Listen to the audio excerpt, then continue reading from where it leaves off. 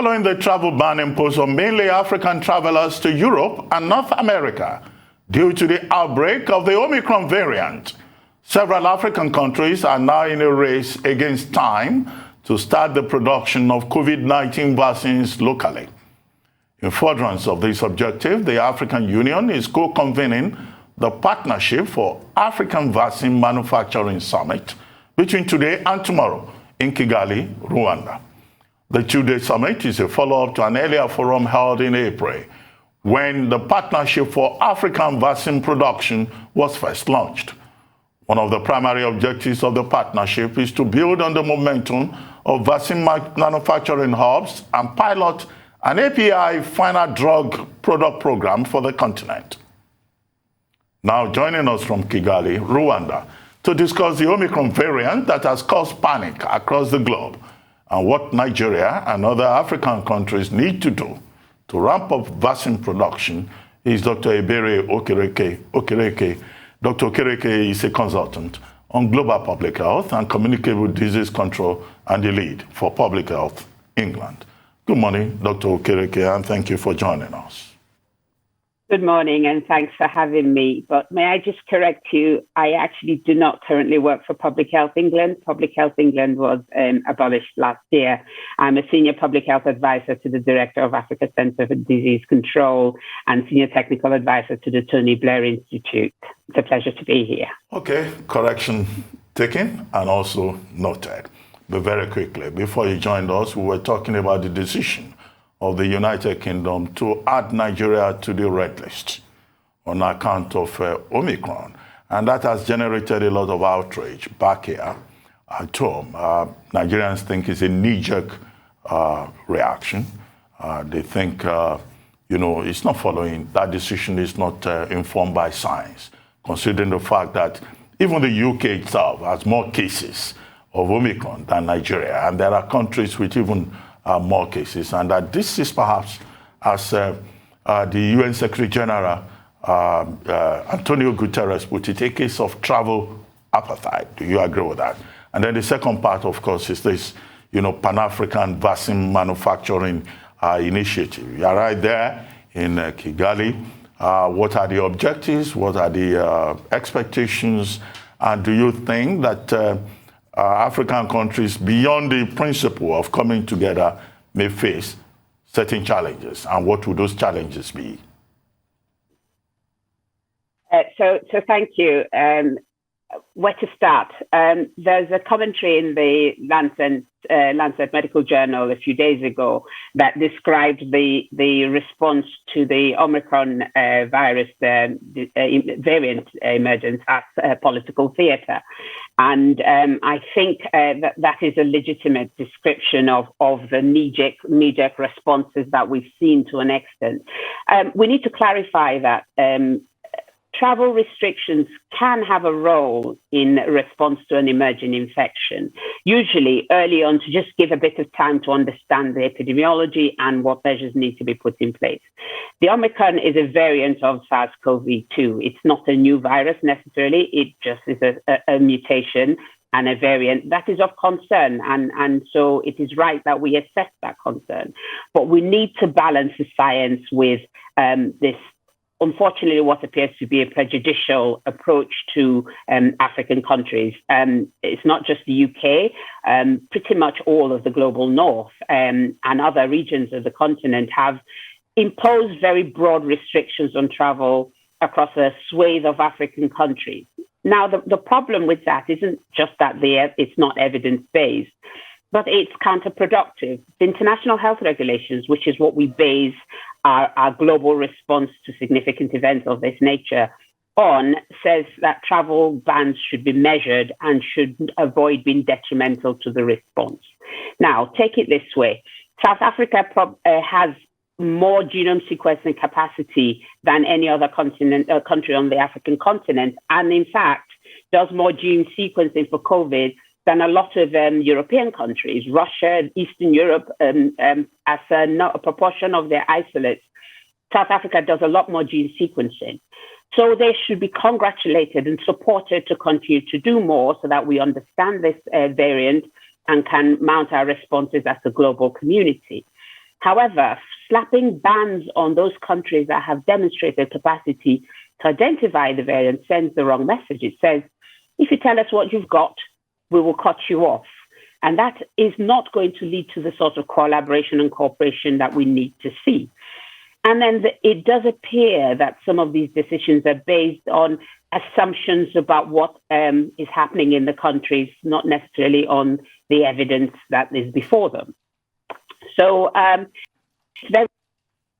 it's not particularly helpful. Like you mentioned in your clip earlier, this variant is already circulating, and just the same way that the Delta variant spread rapidly and became the strain across the globe, it is possible that this will happen too. I'm not sure what the benefit is of selectively restricting travel on certain countries for those countries that have done it, not just the UK. But the other concern I have is the suggestion that there may be reciprocal travel restrictions, tit for tat. We will all lose. And I'm not in a position to advise politicians on what they should do. But if we all start restricting travel everywhere, it's not just the response to COVID that will react. We exist in a global ecosystem. We are all interdependent. I mean, these sort of responses, we all lose. Right. Thank you for that, Doctor. And I want to talk about the Partnership for African Vaccine Manufacturing, which is why you're speaking to us from Kigali, Rwanda this morning. Tell us about that and how it all plays in with what we're seeing happening now. I mean, I have to go back to the use of that word travel apartheid that Dr. Abati referred to in relation to South Africa or Southern Africa at the time Antonio Guterres used it, with the historical, the heavy undertones of that word, that the gravity of him choosing that particular word. And the fact that back in July, you'll recall that there was a huge outcry from India when double-jabbed Indians were not permitted free access into the UK. When they landed in the UK, they had to isolate as if they were not double-jabbed because of the provenance of their, AstraZeneca then. And also the fact that Canada is now also banning PCR tests from 10 African countries. So even if we do produce our vaccine in Africa, will it be accepted? How does all of this tie into the work that you're doing now in Kigali?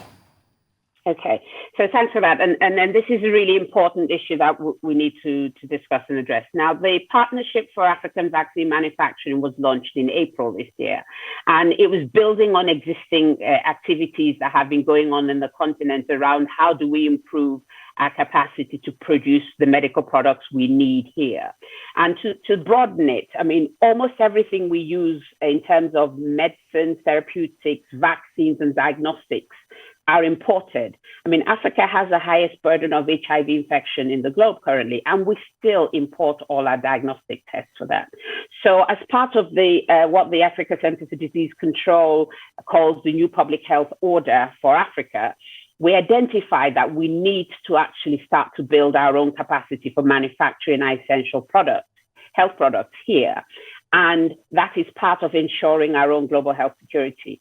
What COVID has shown is that where there is a global demand for new medicines, for new vaccines, for new therapeutics, Africa is at the back of the queue. And that's partly because we are not part of the solution. We don't produce any of these things. So there is a responsibility. I mean, aside from the prejudice that might govern some of those decisions, we as Africans and African governments and African public health organizations, African entrepreneurs, private pharmaceutical companies, we have a responsibility to say, what do we need? What can we produce here?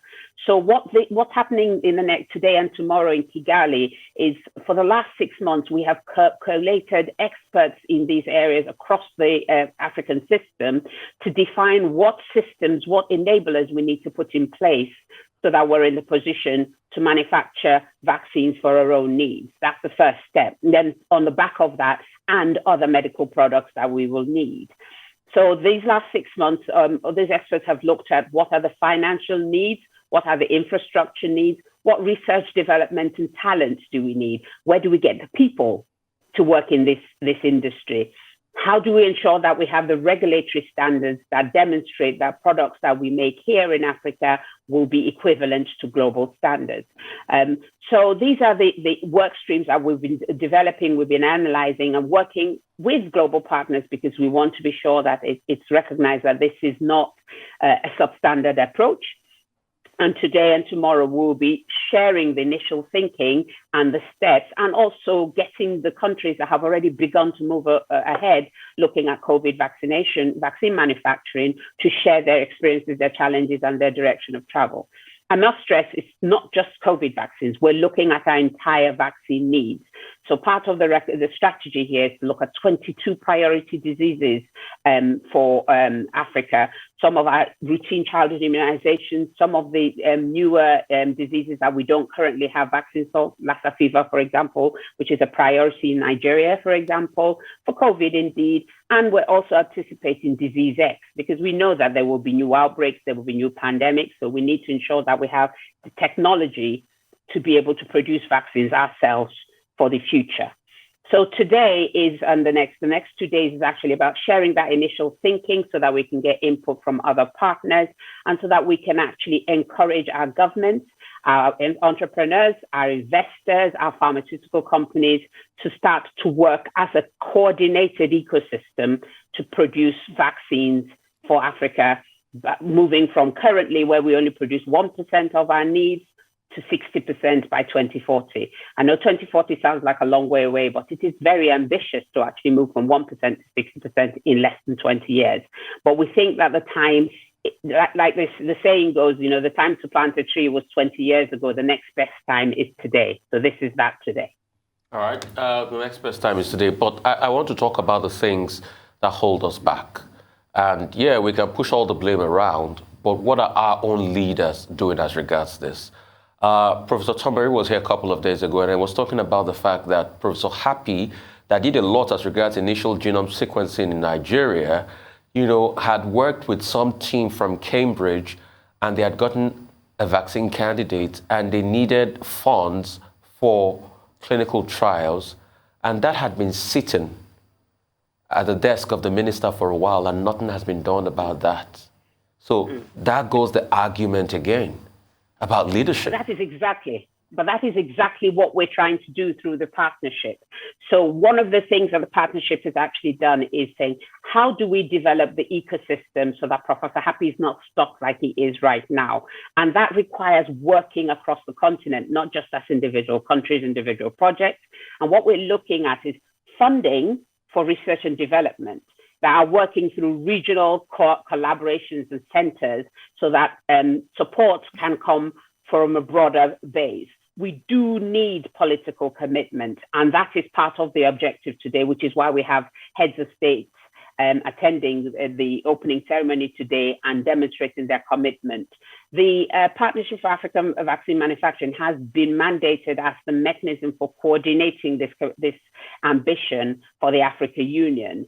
And the proposals that we're working on and launching, soft launching today, will be going to the heads of state summit in February to sign off as the approach that our AU proposes to take. We do need political commitment. We need coordination, and we need funding. And what we're presenting today is the solutions. We're calling them 8 big programs, the solutions that we think will address each of the key bottlenecks and barriers to manufacturing, to moving forward. And we also need to recognize that within that is actually supporting our researchers, our scientists, to actually build the business case for investment. Because scientists are scientists, they're great at doing what they do. We then need to bring the business know-how to support them to translate that good science into a value proposition that can be funded. So there's a complex system that needs to be put in place. We're hoping that through the PAVM that we will start to achieve that and move us forward. So it's not just about manufacturing vaccines that already exist. It's actually about supporting our own scientists and researchers to start to develop vaccines for our own needs. Well, I mean, partnership for vaccine manufacturing in Africa. Before the African Union came into this, we've seen some individual efforts. BioNTech wants to build a facility in Rwanda and also in Senegal. The United States and some countries in Europe are supporting the Institut de Pasteur in Senegal. Egypt is collaborating with the Chinese, with Sinovac, to build, a hub in Egypt. WHO also recently talked about manufacturing hubs, technology transfer with regard to COVID-19 vaccine in Rwanda, Senegal, Nigeria, and South Africa. And in South Africa, you have that collaboration with Aspen Pharmacare in the US, where they do fill and finish operations in Durban. How does this particular program in Rwanda, in Kigali, how does it fit in? And how is the African Union involved in all of these, what seem like separate efforts? Yeah, what you've just described are what we're calling in the partnership our front runners. These are our early adopters. These are the countries, the projects that are already down the pathway from which we will learn. And in fact, the session that I'll be moderating today will actually be getting those front runners to share their experience so far. So what we're looking at, we have a 20-year goal, as I said, but we have some early quick wins. And that's around what is already happening in South Africa, and Senegal, Rwanda, Egypt, etc. And like I said, some of these initial movements are around COVID vaccine manufacturing in response to the immediate need as a consequence of the pandemic. But we're leveraging that opportunity to look beyond COVID. So that it is part of the same collaboration and it is part of the same ambition. These are our front runners, and we're hoping that further as they build, we learn from their lessons, we bring new projects on, and we're looking at primarily, first and foremost, an African market, but over time, there's no reason why we can't have our own equivalent of the Serum Institute of India that will start to sell vaccines to the rest of the world. But if we don't start now, come the next pandemic, we'll be telling the same story, because one thing that COVID has demonstrated, if anybody was in any doubt, is that the decisions of that the globe does not work as a unified ecosystem. There isn't a genuine commitment to global solidarity when everybody is under pressure. So we have got to be part of the solutions for ourselves. We cannot rely on England, the United Kingdom, the USA, not anywhere else to be the sole source of solutions for us. We've got to find our solutions. Our governments have got to step up. I said the last time I was in this program that we have got to increase our investment in the health system. And it's investment. It's not a drain on resources. We all know that as a consequence of COVID, that the entire economy has struggled. So investing in the health system is a necessary part of our development as nations and our economic investment. So we have got to take the lead politically as well as in the science. When you talk about working to an agreement on an AU-endorsed, method of regulatory approvals, are we looking at something like what they had in the EU, where it's one absolute standard across the board? Would that apply across Africa? Or is it like a looser regulatory framework that each African nation can adapt accordingly? So currently, each country has a national regulatory authority that is responsible for the licensing process for all its medical products. In Nigeria, it's NAFDAC. We have those regulatory authorities already work in collaboration, and what we're trying to do is improve their capacity individually and collectively to be able to do provide the necessary oversight for any emerging manufacturing system. That means increasing their staffing, improving their systems, training them to be able to monitor a vaccine manufacturing industry. Currently, we only have 2 countries that reach the globally recognized regulatory standard for that, the maturity level 3, as it's called. We need to increase that. We need to start to look at how we coordinate some of those approvals. And there's a lot more to be discussed there, because there is, national autonomy and in terms of what they regulate and what they license. And even in the EU, the European Medicines Agency may agree on a standard, but each nation then actually also has its own stage of approval.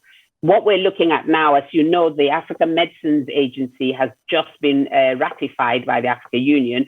So it is actually a coordinating body for the regulatory authorities across the continent. And some of the work that we're doing will support it as it moves towards strengthening those regulatory authorities and looking at mechanisms for shared approaches to licensing. Because what we want is, if a vaccine is produced and approved in Nigeria, it should be easy for Senegal to assess the level of approval and adopt it, for Ethiopia to do the same.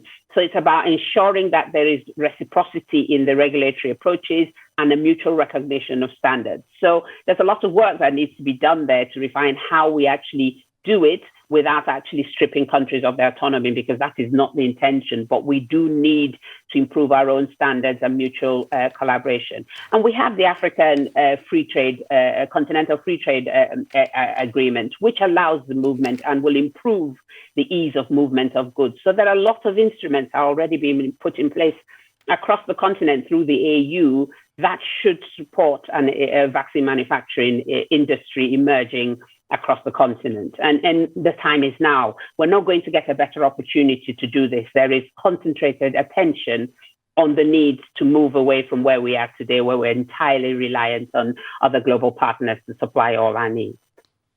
So when you say make a strong business case for vaccine manufacturing in Africa, you know, I shudder a little bit, because with the bias of the West against Africa, obviously, I don't see where the fund or the credit will come from the West. I mean, just only yesterday, a German newspaper said the virus from South Africa is coming to kill us or something. A Spanish newspaper had a cartoon about, you know, the virus from South Africa. And when you juxtapose that with companies like Moderna, that they were given hundreds of millions of US dollars when they had no structure on ground, and you juxtapose that with the funding other companies get, and, you know, for the want of a better example, people like Elizabeth Holmes with Theranos, that had all the funding for her medical lab blood testing, that was a big faux pas. And then you look at African scientists like Dr. Happy, Professor Happy, working so hard. You think that the West will buy into this business case? Are we not going to have to look inward into Africa to get the credit and the fund? Absolutely. Absolutely. First of all, we have got to be part of the solution. We have got to be part of the solution. So we need to seek funding from a number of routes. First of all, there is a requirement for public investment. Vaccines are a public good, so authorities have got to invest. Then we have to make the case that it is actually a good business case.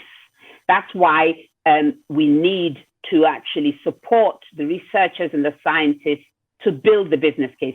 Africa is the only region that doesn't currently have full penetration for the existing vaccines for childhood immunizations, for example. So there's a growth market here. There's a potential for investment to yield dividends. We have our own entrepreneurs.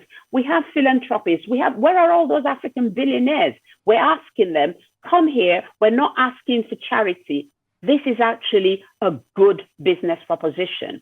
And I will also say that contrary to the behavior that we're reflecting on, the European Investment Bank is supporting some of these frontrunners that we've already described, because they recognize that it is actually a viable investment. I must stress, though, that behind all of us, and the strongest support that we've had since we started this conversation have come from the Afri-Exim Bank and Africa Development Bank. These development funders recognize the value of investing in this ambition and have put their support squarely behind us. They have helped us to design, to actually assess what the financial needs would be, and to design the mechanisms for enabling that finance to get to the projects that need it.